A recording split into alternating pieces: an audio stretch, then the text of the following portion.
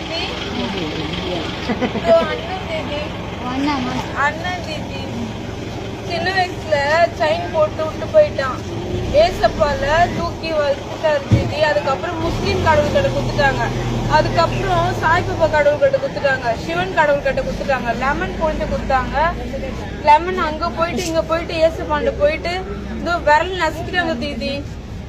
நசுக்கிட்டாங்க. ஏன்னா முஸ்லீம்னா ஒன்னே தப்பு கடிச்சிடும்ல. அவர் தூக்கி வளர்த்தா குழந்தைல இருந்து அவர் தூக்கி வளர்த்தாரா, நோம்பு கொஞ்சம் ஊத்துனாரா, விரல் நசுக்கிடுவேன்னு சொன்னாரு. நசுக்கிட்டாங்க. இப்போ விஜயோட தங்கச்சி ஏத்துப்பாரா? இதோ சின்ன வயசுல இப்படிதான் கலர் இல்ல என்ன விட்டு வந்துட்டாங்க இவங்க வச்சுட்டு விஜய் தங்கச்சி.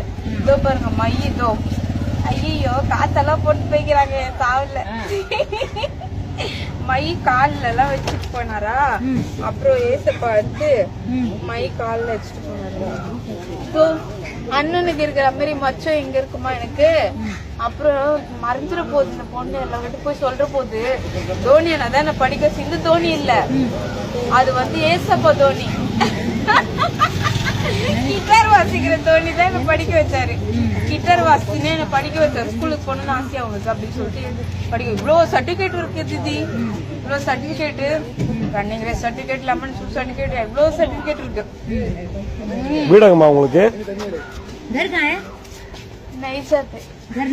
இதோ இதான் என் வீடு.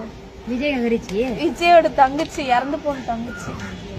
இப்ப வந்து பரலோகத்தை கூட்டின்னு போறேன் ஏசப்பா.